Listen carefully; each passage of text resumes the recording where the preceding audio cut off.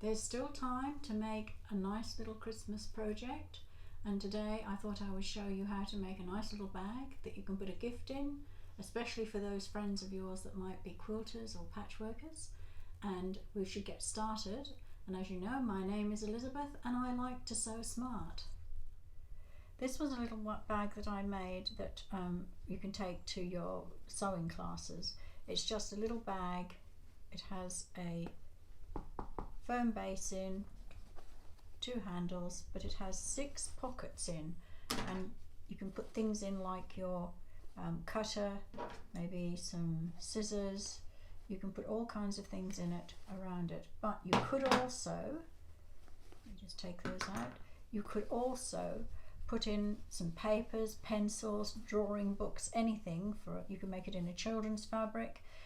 You could make it in a birthday fabric and put some nice goodies inside and slip a nice bar of chocolate in, or you could just make one for Christmas. Instead of wrapping a Christmas present up, you could actually just give the gift in a nice little bag that they can use after. I'm going to make it in Christmas fabrics, and I think that would make a really lovely gift, and I hope you enjoy it. For this project you will need 2 pieces of main bag fabric. You don't cut them because they have 2 pieces the same size, but you're going to fold the top one over because it's going to have some wadding underneath. You will need 2 pieces for the pocket, which will be folded in half to make the pocket section there, and you will also need fabric for the handles.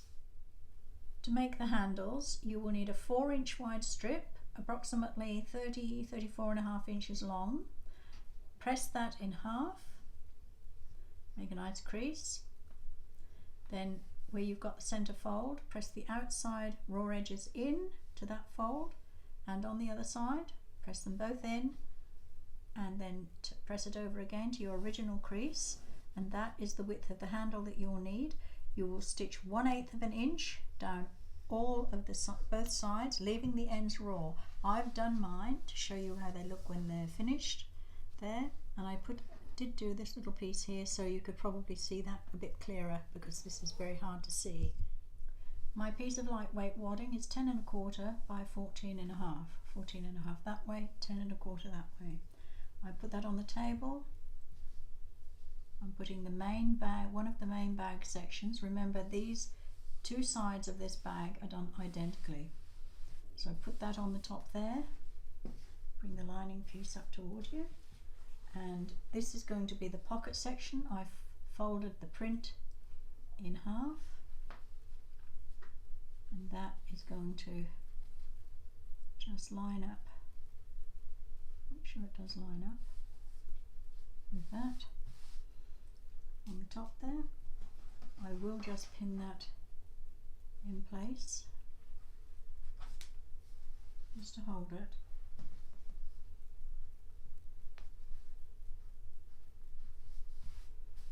And now I'm going to take my ruler. Now my bag is 14.5 inches across, but I need to put my handles on, so I need to mark a halfway point.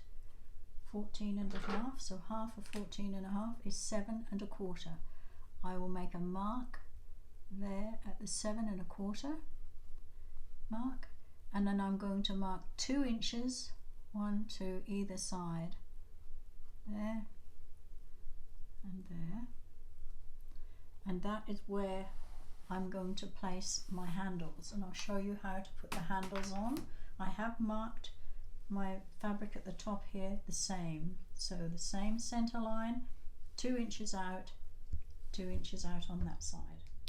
Center mark, 2 inches out. I'm going to line up one of my handles on that 2-inch mark, bring it up to the top here. There's another 2-inch mark there. I will put a pin in,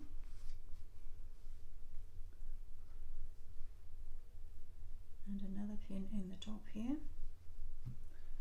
Now make sure you don't get your handle twisted. There's the other 2-inch mark, so I'll line that side up with it and pin. This is the 2-inch mark out from the center at the top. I've used a friction pen so all the marks will iron off. Do try and remember that. You don't want it to be left with a mark. Oops, that way. Right. So now I'm going to top stitch these handles on. I will do exactly the same for the other half of the bag, the other section. Both, as I said, are identical. And I'm going to stitch over top of the 1/8 of an inch line that we put on, the stitch line that we put on when we made the handles. So all the way up to 10 1/4 at the top here, where the fold for the top of the bag is. Across the top and down the other side. Up this one, across the top and down the other side. The handles have been stitched on up to the 10 1/4 inch mark from the bottom. Goes right through to the batting. The next stage in our bag is to put right sides together. I'll put that one on the top here. Now I'll turn this round so you can see it better. But these two handles have to match up at the bottom. So match them before you pin them. Make sure that you haven't got any of your other layers tucked in. You can stitch around when each section. You could stitch around each section if you want. The other, you could zigzag round really. That would be probably a better alternative. Put the two together. The corners they usually match. You can see those two match up. Pin them together.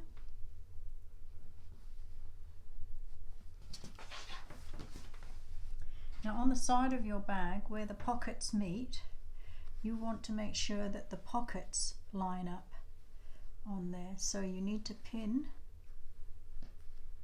line them up, pin them right together so that when you come to stitch around, they're even on both sides.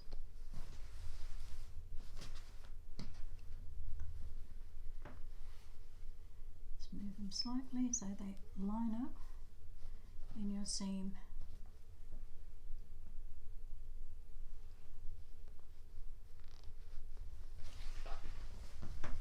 So you've now got the bottom lined up, you've got your side seams lined up, so we're going to pin all the way round. I'll pin this all the way around, and you're going to stitch using a generous 1/4 inch seam. Pin all the way up, even the lining. Be careful that you don't catch in your handles, but leave at the top here, leave a 5-inch gap because you want to turn this to the right side. We're not initially going to turn it to the right side because we're going to square the corners off before we do that, but in order to turn it you must have this gap of 5 inches at least at the top. So stitch from one side, back stitch, and go all the way around right up here and back stitch, leaving 5 inches at the top. I have stitched all the way around. As I said, I haven't turned it inside out because our next step is going to be boxing the corners. Now you've got to box this lining piece as well as the main bag, so I've just gently pushed my seams open. What I'm going to do is I'm going to make sure that the seams match. The pin in through the seam there.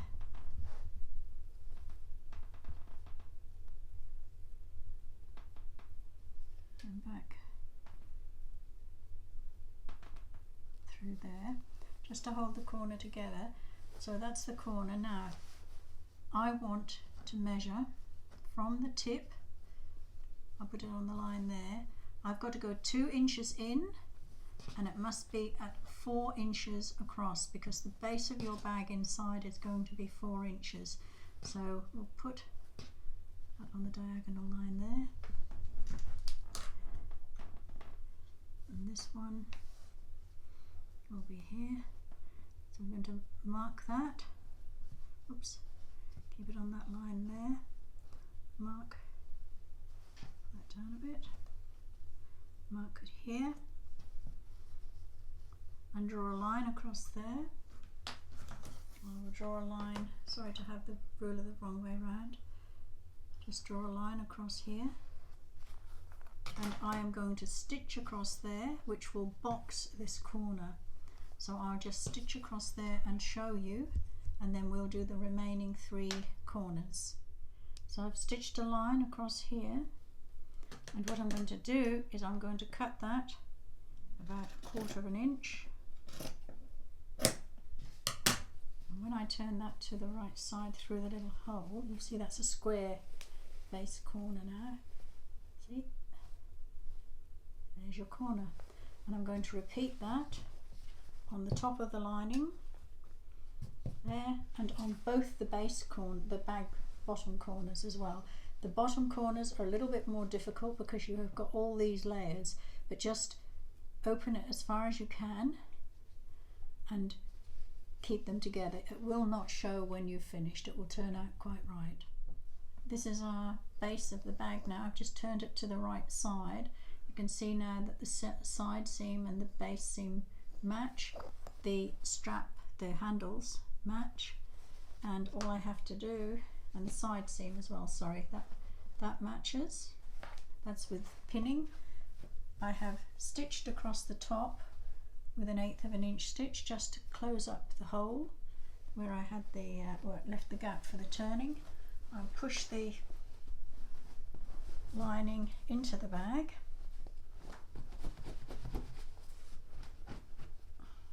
Now you can stitch around the top, that's optional. I may do that in a moment, just stitch a 1/4 inch round the top here. I can go on the outside of the straps because it won't be seen. You can go across the stitch line there. Now, because we need to have a firm base, we need a piece of card 4 inches by 9 3/4, and that fits into the bottom of the bag. That fits in the bottom there, but it looks a bit dull because it's just plain card. So what I do is I have some scrap fabric left over, and it tells you exactly how much you need in the pattern, so you will have this much left over of one or the other fabrics. So I'm going to make a little slip cover that will go over there. Just turn over the edge and press, stitch it across there, and I will turn it inside out and stitch around there, and then I will be able to slip my board in. Now I leave this top open purely because if you ever need to wash your bag, you can just slip the card out, wash everything, and then put it back in. So I'm just going to stitch this little cover up now, and then our bag is complete. I've made the little pocket for the board, the baseboard. It will slip. I have zigzagged inside up to neaten the seam because pulling the card in and out, you might find that easier. Where's better? I'll push that back in there so it fits nice and neat. All that has to be done now is this goes in to the bottom of the bag. It's a nice snug fit in the bottom there, makes a nice contrast. You should have enough fabric left from your pocket to make the baseboard cover. If not, you can use anything else. But so now you've got your finished little bag. Our little Christmas bag is finished, ready to fill up with goodies for somebody for a gift. That was the blue one. I will stitch around the top because I think it looks that much nicer. I'm going to make another 2 bags. I've found some scrap fabric left over from other projects because remember, we work out of what we have. We don't want to buy new fabric. So I'm going to make one in this, and I found just enough black and whites to make a black and white one. So when you decide you're going to make your bag, go along to the Etsy shop because the pattern for this is in there with all the details, everything you will need. And remember, please give us a thumbs up and subscribe, and join me again for another project before Christmas.